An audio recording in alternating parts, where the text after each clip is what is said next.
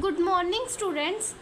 हमने हमारा जो चैप्टर स्टार्ट किया है admission of a new partner, उसमें जो हमारा टॉपिक है कैपिटल एडजस्टमेंट, आज हम उसी का सम करेंगे। तो चलिए स्टार्ट करते हैं। A firm has two partners B and C sharing profits in the ratio of 3:2। एक फर्म है, उसमें 2 पार्टनर्स हैं बी और सी। उनकी जो प्रॉफिट शेयरिंग रेशियो है वो 3:2 है। They admit A into the firm on 1 January 2022 when the balance sheet of the firm is as following. अब एक न्यू पार्टनर ए एडमिट हुआ है बिजनेस में 1 जन को 2022 को, और हमें बैलेंस शीट जो नीचे दी हुई है इसमें सबसे पहले है बीज capital, seize capital account, profit and loss account. जो प्रॉफिट एंड लॉस अकाउंट होगा उसको हम डिस्ट्रीब्यूट करेंगे पार्टनर्स कैपिटल अकाउंट में, हम इसको डिस्ट्रीब्यूट करेंगे। देन क्रेडिटर्स बिल पेबल, इसी तरह हमें कुछ एसेट्स भी दिए हुए हैं। इसके बाद हमें एडजस्टमेंट दी हुई है। Terms of A's admission are as under A is to bring 20,000 as his share of capital and 1/3 share of profit। A जो न्यू पार्टनर है अपने साथ 20,000 जो कैपिटल लेके आया हुआ है और उसका जो प्रॉफिट का शेयर है वो 1/3 है, and 3,500 rupees as his share of goodwill. और गुडविल का शेयर कितना लेके आया है 3,500 रुपीज़। नेक्स्ट है value of machinery and stock are reduced. जो मशीनरी और स्टॉक की वैल्यू रिड्यूस हुई है इसको हम रीवैल्यूएशन अकाउंट में लिखेंगे 7,000 and 1,000 rupees respectively. And the value of furniture is to be increased by 3,000। और जो फर्नीचर की वैल्यू वो 3,000 रुपीज़ से इंक्रीज हुई है। नेक्स्ट है capital of all partners should be proportion to their profit sharing ratio taking as capital as the base. कि जो सभी पार्टनर्स हैं, जितने भी ओल्ड पार्टनर्स हैं, उन सब की कैपिटल को हम एज की कैपिटल के बेसिस के ऊपर कैलकुलेट करेंगे।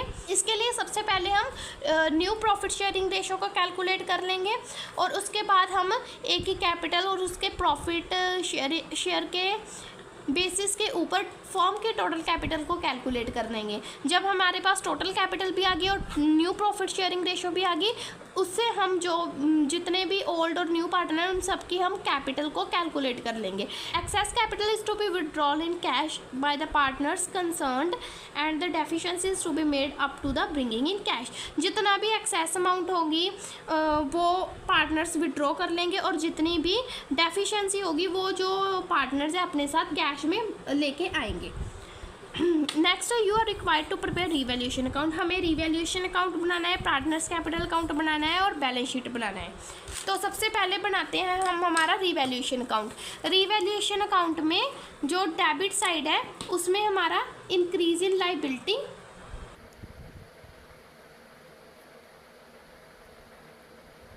और डिक्रीज इन एसेट आते हैं, और जो क्रेडिट साइड है उसमें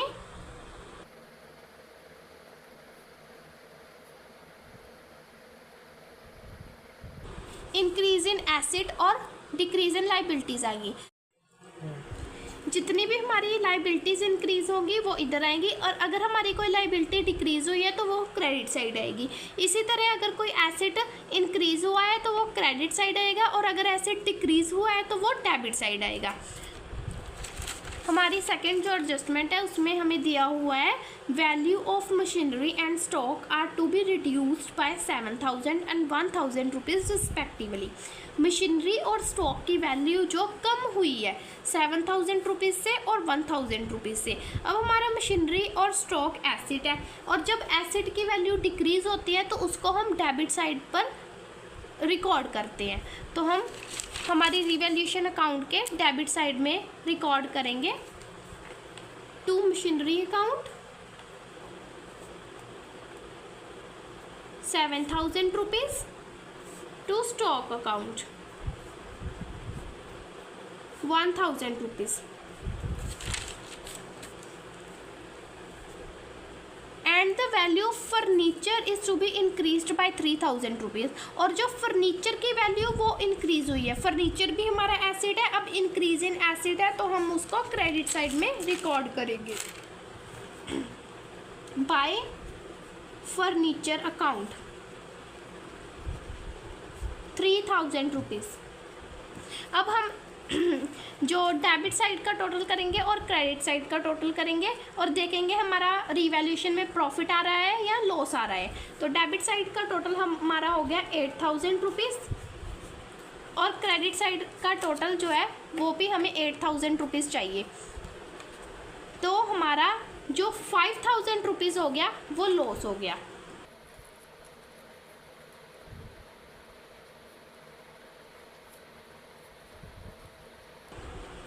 तो इसको हम ऐसे लिखेंगे, by loss transfer to capital account.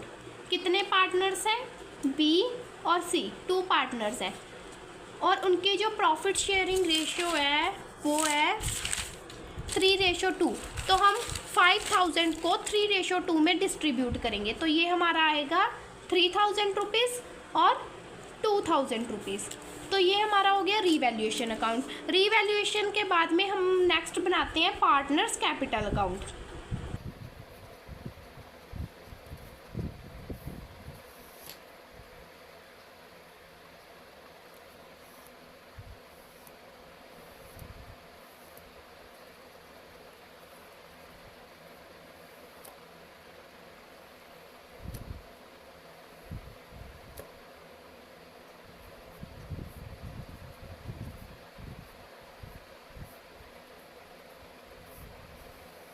Partners capital account में सबसे पहले हम हमारा जो बैलेंस ब्रॉट डाउन होता है उसको लिखते हैं। वो हमें कितना दिया हुआ है? बी का दिया हुआ है 30,000 और सी का दिया हुआ है 10,000। इसके अलावा हम देखते हैं कि हमारी जो बैलेंस शीट है उसमें कोई भी अमाउंट डिस्ट्रीब्यूट करने वाली है, तो हमें इसमें प्रॉफिट एंड लॉस अकाउंट दिया है तो इसको हम डिस्ट्रीब्यूट कर देंगे 7500 रुपीज़ को बी और सी में by profit and loss account. B और सी में डिस्ट्रीब्यूट करेंगे उनकी रेशो में, तो ये हमारा आ जाएगा 4500 रुपीज़ और 3000 रुपीज़। इसके बाद हम रिवैल्यूएशन में देख रहे हैं हमें लॉस हुआ है तो वो डेबिट साइड जाएगा, अगर हमें प्रॉफिट हुआ होता तो वो क्रेडिट साइड जाना था।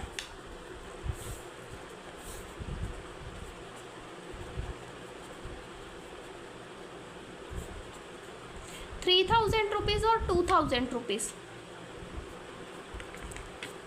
तो इसके अलावा कोई भी और अमाउंट नहीं दी हुई है, हमें थर्ड एडजस्टमेंट दी हुई है जिसमें हम एक ही कैपिटल के बेसिस के ऊपर ओल्ड पार्टनर्स की कैपिटल को निकालेंगे। तो इसके लिए हमें वर्किंग नोट बनाने की ज़रूरत है, तो हम वर्किंग नोट बनाएंगे।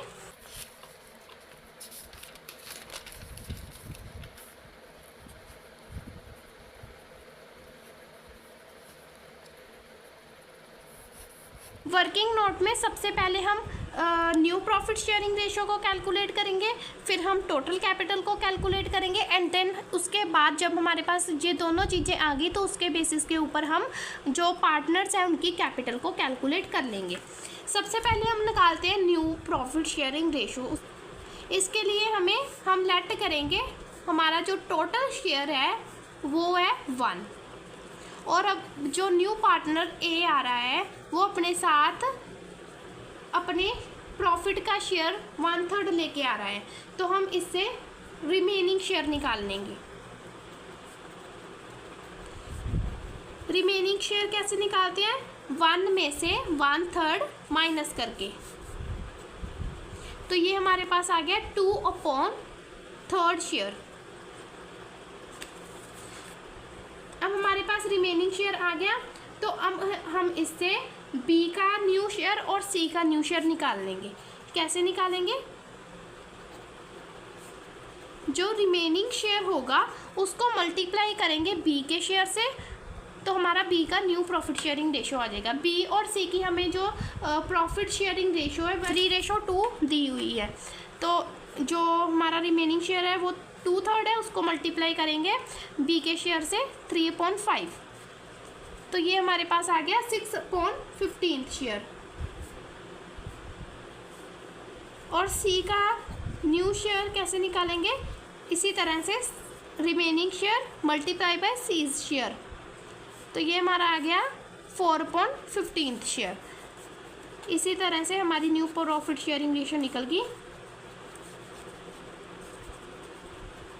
दस new profit sharing ratio is equal to B ratio C ratio A. B का कितना दिया हुआ है 6.15, सी का 4.15 और ए अपने साथ 1/3 लेके आया।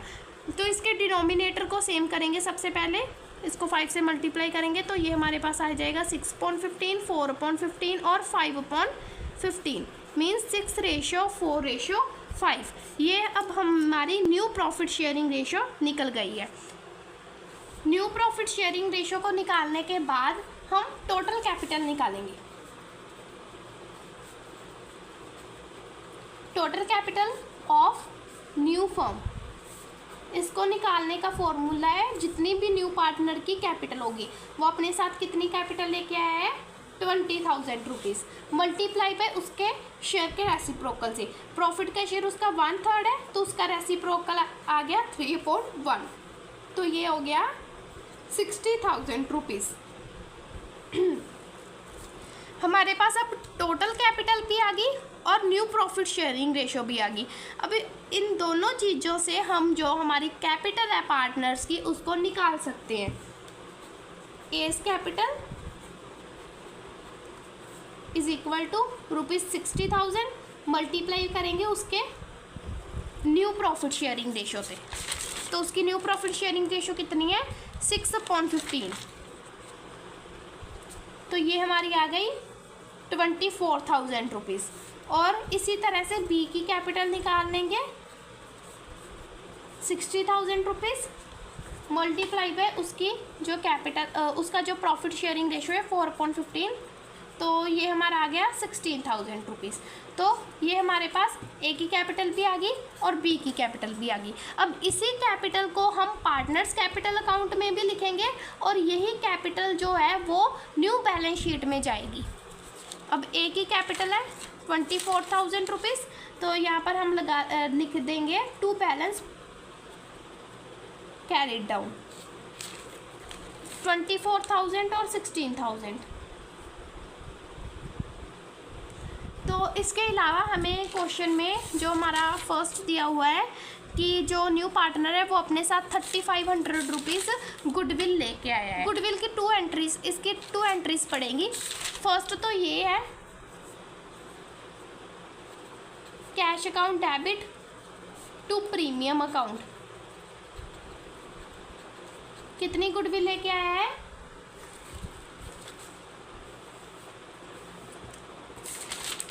3,500 रुपीज़। और इसकी सेकेंड एंट्री होगी कि ये जो प्रीमियम अपने साथ लेके आया है उस प्रीमियम को हम ओल्ड पार्टनर्स में डिस्ट्रीब्यूट कर देंगे to B's capital account to C's capital account उनकी सैक्रिफाइसिंग रेशो में। अब हमारी बी और सी की ओल्ड रेशो जो है 3:2 है, तो वही सैक्रिफाइसिंग रेशो आएगी। तो जब हम इसको डिस्ट्रीब्यूट करेंगे तो ये हमारा आ जाएगा 2,100 रुपीज़ और 1,400 रुपीज़। अब इसी एंट्री को हम पार्टनर्स कैपिटल अकाउंट में डालेंगे बाय प्रीमियम अकाउंट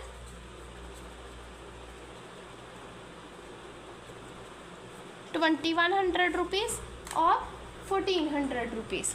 और जो वो अपने साथ कैपिटल लेके आया है उसकी एंट्री होती है cash account debit to capital account.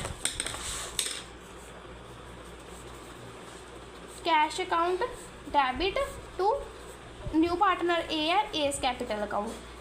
Capital वो लेके आया है 20,000 रुपीज़।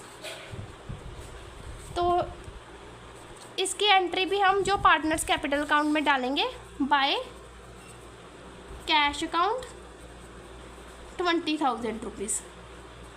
इतनी अमाउंट डालने के बाद हम देखेंगे कि हमारे पास सरप्लस आ रहा है या डेफिशिएंसी आ रही है। जो सरप्लस या डेफिशिएंसी होगी उसको हम कैश अकाउंट में डालेंगे। अब हम क्रेडिट साइड का टोटल करेंगे बी का, तो ये हमारे पास आएगा 36,600। उसमें से हम 3,000 को और 24,000 को माइनस करेंगे जब, तो हमारे पास डिफरेंस आएगा 100 का। इसी तरह से हम सी का टोटल करेंगे तो वो हमारे पास आ जाएगा 18,000 रुपीज़। इसमें से हम इस साइड का टोटल जब लेस करेंगे तो हमारे पास डिफरेंस आ जाएगा 3600 रुपीज़ का। इसको भी हम बाय कैश अकाउंट लिखेंगे और टू कैश अकाउंट। और क्रेडिट साइड जो है 20,000 है, तो ये बैलेंस कैरी डाउन में 20,000 रुपीज़ जाएगा। उसकी जो कैपिटल है, इनकी जो कैपिटल लिखेंगे हम, बी की कैपिटल, सी की कैपिटल और ए की कैपिटल। इसी तरह से ये हमारी सरप्लस और डेफिशिएंसी निकल आई है। कैपिटल अकाउंट बनाने के बाद अब हम बनाएंगे हमारी बैलेंस शीट। कैपिटल अकाउंट बनाने के बाद हमारा नेक्स्ट बनेगा बैलेंस शीट। अब बैलेंस शीट में सबसे पहले हमें मशीनरी दी हुई है, तो हम मशीनरी लिखेंगे 18,000 की है। बट हमने जो एडजस्टमेंट की थी जिसमें हमें लिखा गिवन था कि जो मशीनरी की वैल्यू है वो 7,000 से कम हो गई है, तो हम इसमें से 7,000 रुपीज़ लेस कर देंगे, तो ये हमारे पास आ जाएगा 11,000 रुपीज़। देन उसके बाद हमें गिवन है फर्नीचर की वैल्यू 18,000 है और इसकी वैल्यू बढ़ गई थी। कितनी बड़ी थी? 3,000 रुपीज़ से, तो हम 3,000 रुपीज़ को ऐड करेंगे, तो ये हमारे पास आ जाएगा 21,000 रुपीज़। नेक्स्ट दिया हुआ है इन्वेस्टमेंट में कोई चेंजेस नहीं आया, तो इसको ऐसे ही उतार देंगे। Investment 9,000 rupees. देन उसके बाद स्टॉक 6,000 रुपीज़। स्टॉक 6,000 रुपीज़ है, बट स्टॉक की वैल्यू भी 1,000 से कम हुई थी, तो इसको इसमें से लेस करके हम इधर लिख देंगे 5,000 रुपीज़। देन उसके बाद दिया हुआ है डेटर्स में भी कोई चेंजेस नहीं आया, तो इसको भी हम ऐसे ही लिख देंगे 4,000 रुपीज़। नेक्स्ट दी हुई है कैश। अब हमें कैश अकाउंट बनाने की ज़रूरत है क्योंकि कैश में बहुत सारी एडजस्टमेंट जो हुई हैं। Liability side B's capital account, C's capital account और जो new partner s capital account, इन सभी की कैपिटल लिखेंगे जो हमने पार्टनर्स कैपिटल अकाउंट में निकाल लिया। 24,000, 16,000 और 20,000।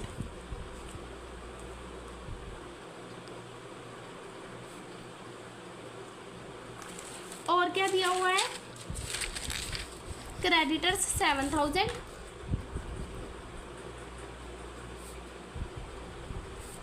Bills payable 2,500।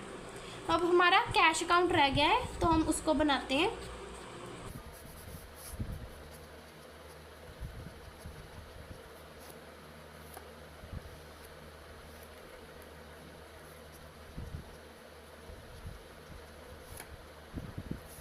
कैश अकाउंट में हमें बैलेंस ब्रॉट डाउन दिया हुआ है 2,000 रुपीज़।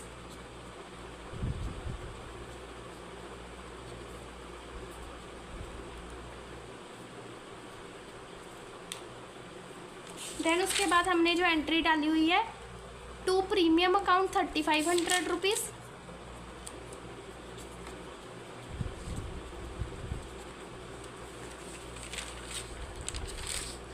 एंड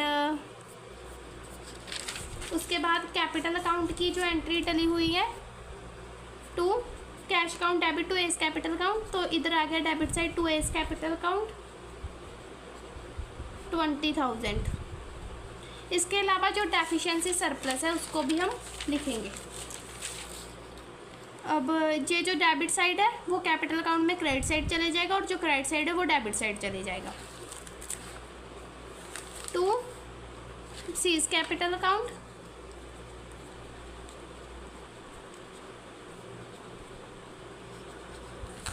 कितना दिया हुआ है 3,600 रुपीज़